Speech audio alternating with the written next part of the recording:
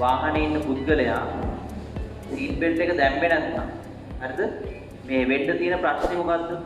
දැන් වාහනේ දැන් සාමාන්‍යයෙන් අපි හිතමු ලොකු වේගයක යන්නේ. හරිද? ඒ යන ගමන් මෙයා බ්‍රේක් එක ගහපුවම එකවරම වාහනේ නතර වෙනවා. හරිද? එතකොට වාහනේ නතර වෙනකොට අපිත් ඒ වගේම හිමීට නතර වෙනවද? නෑ දැන් ගම්මිතා සංස්කෘති මූලධර්මය අනුව මොකද වෙන්නේ? වාහනයත් එක්ක යන හැම එක්කිනාටම ඒ වේගය තියෙනවා. හරිද? වල යන වාහනයකින් මොකක් හරි එකක් අතෑරියොත් එහෙම එලිම කේක් ගෙඩිය වගේ බිමට වැටෙනවද? නෑ වාහනේ වේගෙම තියෙනවා එහෙම ගිහලා වැටෙනවා. හරිද? මාරි විසි කරොත් එහෙම වැටෙන්නේ. අද කෙලිම පල්ලෙහාට මෙහෙම වැටෙන්නේ නෑ. හරිද? අයිතොත් දැන් වාහනේ කොහොම හරි නතර කරගත්තානේ බ්‍රේක් ගාලා. නතර කරගන්නකොට මේ යන කට්ටියටත් ඒ වේගෙම තියෙනවා. ඉතින් ඒ කට්ටිය ඉස්සරහට යනවා හැබැයි වාහනේ ඇතුලේ ඒ කට්ටිය ඉස්සරහට යනවා. හරිද? එතකොට මේ සීට් බෙල්ට් එකක් දාලා තිබ්බේ නැත්නම් මොකද වෙන්නේ? මේ කට්ටිය ගිහිල්ලා වදිනවා ඉස්සරහා වින්ඩ් ස්ක්‍රීන් එකේ හරි ඩෑෂ්බෝඩ් එකේ හරි ගිහිල්ලා වදිනවා. හරිද? දැන් මේ වදිනකොට ඇති වෙන බලයට අපි කියන්නේ ආවේගී බලයක්. අපි දන්නවනේ ආවේගී බල. ඇයි මේවට ආවේගී බල කියලා කියන්නේ? මේ බල ඊටාම කුඩා කාලාන්තරයක් තුළ විශාල අගයක් දක්වා වැඩි වෙලා ආපහු බිඳුව දක්වා එනවා. හරි? දැන් මෙතන ඇති වෙන බලේ හොඳද? පොඩි ගානක් නෙවෙයි ටොන් ගානක් දක්වා වැඩි වෙලා තමයි ආපහු අඩු වෙන්නේ. මේ ආවේගී බලය. දැන් මෙයා ගිහිල්ලා මෙතන වැදුනම හරිද? මෙතනින් ආවේගී බලයක් කියලා තමයි මෙයාව නතර කරන්නේ. හරිද? එයා දැන් මෙහෙට චලිත වෙනවනේ. මේක ඔළුව ගිහිල්ලා වැදුනා කියලා හිතන්නකො. ඔළුව වැදුනාට පස්සේ ඔළුව මත ටොන් ගානක ආවේගී බලයක් යෙදෙනවා. ඒකෙන් තමයි මෙයා නතර වෙන්නේ. ඔළුව මත ටොන් ගානක ආවේගී බලයක් යෙදෙනවා අහන්න දැන් නෑනේ. එතකොට ඔතනදී ওই මන්දනයක් කියන එකත් විශාල අගයක් 1500ක් ms ඍණ දෙක විතර විශාල මන්දනයක්. ඔය වගේ විශාල මන්දනයක් ඇති වෙන්න නම් බාහිරින් ලොකු බලයක් අපිට ඒක තමයි මෙතන වැදුනම යෙදෙන්නේ. හරි? ඉතින් ඔළුවට ඒ වගේ පාරක් වැදුනොත් එහෙම ඉතින් ආයෙ හොයන්න දෙයක් නැහැ. දැන් සීට් බෙල්ට් එක දාපුවම මොකද්ද වෙන්නේ? දැන් මෙතන අපි සීට් බෙල්ට් එක දානවා. නිවැරදිව දාගත්ත කියලා හිතන්න. සීට් බෙල්ට් එක දාගෙන ඉන්නකොට දැන් අර මෙයා මේ වාහනේ බ්‍රේක් කරාම තාමත් දැන් මෙයා යනවා. ඉතින් අර වගේ තමයි වාහනේ වේගෙන් යනවා. හරිද? ඒක නතර කරන්න මෙතන ගිහිල්ලා වදින්න කලින් සීට් බෙල්ට් එක මොකද කරන්නේ? එයා මෙතනින් අල්ලගෙන අපිට බලයක් යොදනවා. හරිද? දැන් ඔය සීට් බෙල්ට් එකේ වැදගත් කොටස් දෙකක් තියෙනවා. හරිද?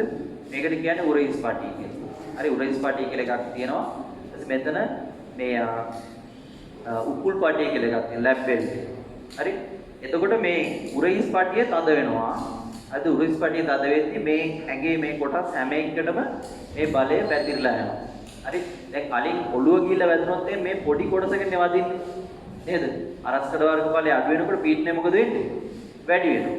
දැන් මේකේ වර්ගඵලය එන්න මොකද කරන්නේ? ඇඟ පුරාම ව්‍යාප්ත කරාම මේවා දැන් ඔළුව තරම් බරපතල කොටස් නෙවෙයිනේ මේ උරහිසේම නේද? අපිට බලයක් දරා ගන්න පුළුවන්. හරිද? ඒ තැන් වලට වැදුනම මොකද වෙන්නේ? ඒ බලය විසිරීලා ගිහිල්ලා පීඩනය අඩු වෙනවා. ඊට අමතරව මේ කොටසේ ලැබ් බෙල්ට් එකකින් එන එකෙත් ඒක පැතිරලා යනවා. හොඳද?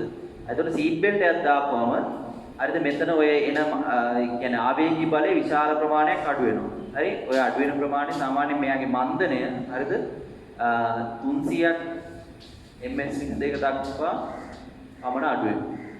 හරිද?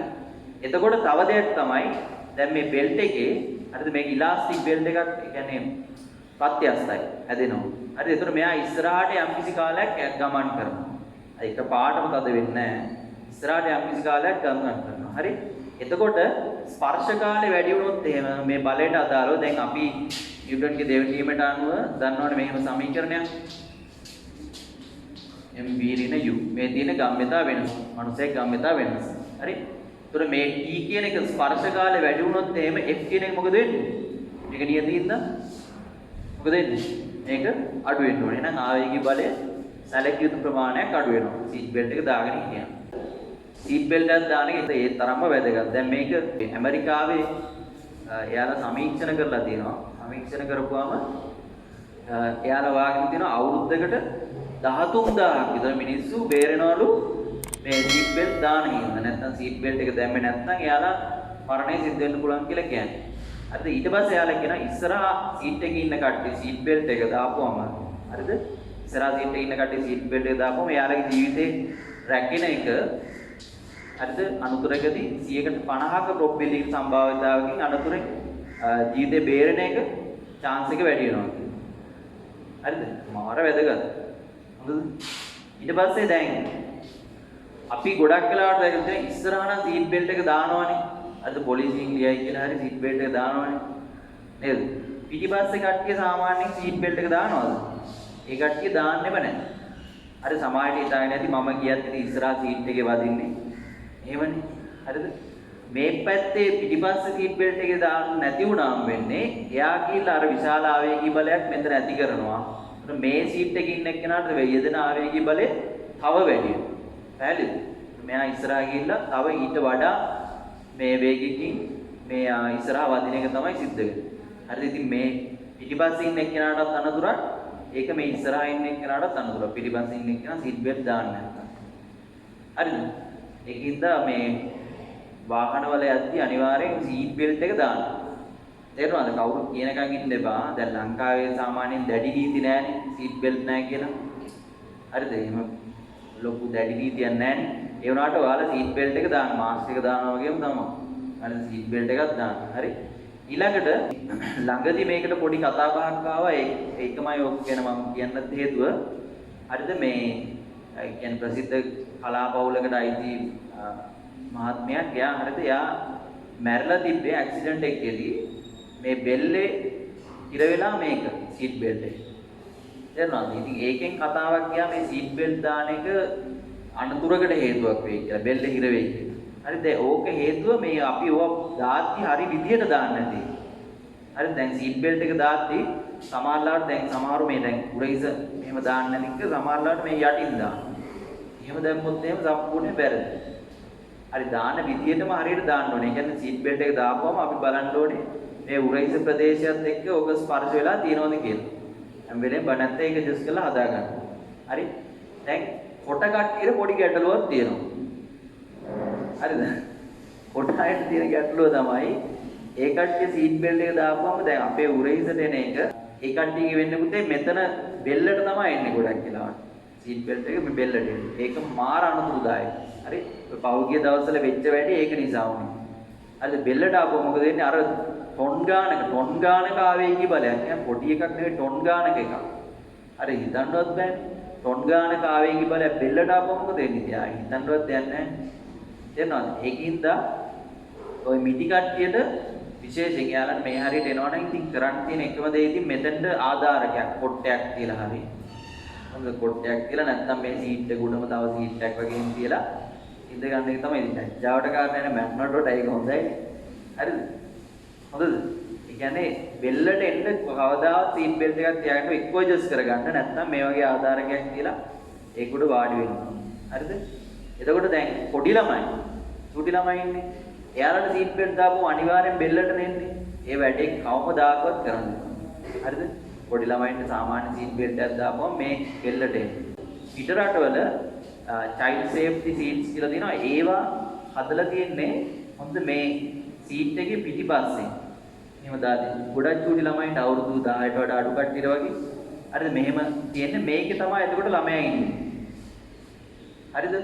දැන් මට කියන්න ඔයාලගේ භෞතික විද්‍යාව දැනුම අනුව දැන් අපි මේ බ්‍රේක් ගහපුවම ඉස්සරහට යන්නේ. හරිද? ඇක්සලරේට් කරද්දි කොහෙටද යන්නේ? ත්වරණය කරද්දි පිටිපස්සට යන්නේ.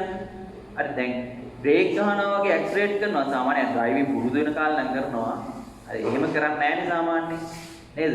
එතකොට දැන් මේ ළමයාට මේ පැත්ත දැන් මේ ඇක්සලරේට් කරද්දී මෙයා මේ පැත්තට විසිරෙනවා. හරිද? මෙතනත් බෙල්ට් එකක් දාලා ඉන්නේ. එතකොට ඇක්සලරේට් කරද්දී ලොකු තරණයක් එන්නේ නැති හින්දා අර තරම් සාපේක්ෂව ලොකු අර ගානක මං කිව්වේ 1500 ක තරණයක් එන්නේ නැහනේ. ඉතර ඇක්සලරේට් කරන්න බෑනේ. මේ වාහනේ තියෙනවා හොඳයි පුත්තලද? එහෙම නැහනේ වාහන. හරිද? එහෙම කරන්න බැරි හින්දා හරිද? මෙයාට මේ පැත්තට නැවෙන එකේ අවදානමක් නැහැ. බ්‍රේක් ගහපුවම මොකද වෙන්නේ දැන් මේ ළමයින්ට? බ්‍රේක් ගහපුවම මෙයා ඉස්සරහට යනවා වගේ මේ කට්ටිය පස්සට. නේද? මේ පැත්තටනේ පාත් වෙන්නේ. හරි මේ පැත්තට ගමන් කරනවා. එතකොට මෙයාලගේ පිට ප්‍රදේශය ඇතුළු මේ ලොකු වර්ගඵලයක් තමයි මේ සීට් එකේ වදින්නේ. හරිද? ඒකින්ද අර ආවේගී බලය මොකද වෙන්නේ? වර්ගඵලය වැඩි වෙන හින්දා එතන පීඩනේ අඩු වෙනවා. child safety seats. හරිද? මේ පිට රටවල ඕවා පාවිච්චි කරනවා. මම හිතන්නේ මේ රටවල ට්‍රැෆික් වල නීති තියෙනවා. ඒවා පාවිච්චි කරන්න ඕනෙමයි කියලා පොඩි ළමයින්ට. හරිද? දැන් ඔය පොඩි ළමෙක් අපි ගොඩක් අපේ රටේ ඒවා පාවිච්චි නැහැ. දැන් පොඩි ළමයි ඉස්සරහා සීට් එකේ අරන් යද්දි හරිද මේ බ්‍රේක් එක ගහපුවා බලන්න ඒ ළමයි මෙහෙම බෙල්ල ඉස්සරහට යනවා.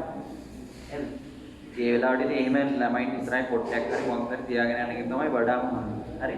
දැන් ඔය මේ එයා බෑග්ස් වලින් මොකද්ද සිද්ධ වෙන්නේ? දැන් මෙතනදී මම කියවනේ දැන් සීට් බෙල්ට් එකකින් කරනවා ස්පර්ශ කාලය වැඩි කරනවා කියලා කියවනේ මේ විදිහට. ඒකලා ආවේගික බලය අඩු කරනවා කියලා. වර්ග බලයත් වැඩි කරනවා කියවනේ. ඒ දෙයම තමයි මොකෙන්ද වෙන්නේ? එයා බෑග්ස් වලින් වෙන්නේ. හරි.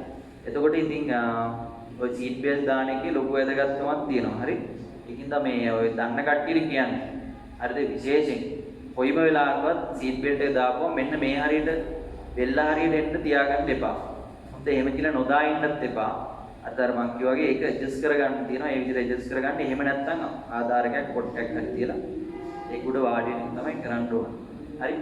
ඉතින් මේ අර ළඟදී ඔය සිද්ධියත් එක්ක අර මේ සීට් බෙල්ට් එක මේ බෙල්ල හිර වෙලා මැනිත් එකත් එක්ක සමහරු කතා වුණා සීට් බෙල්ට් හොඳ නැහැ කියලා. සීට් බෙල්ට් එක කිසිම නරකක් නැති එක. ඒක අත්‍යවශ්‍යම දෙයක්.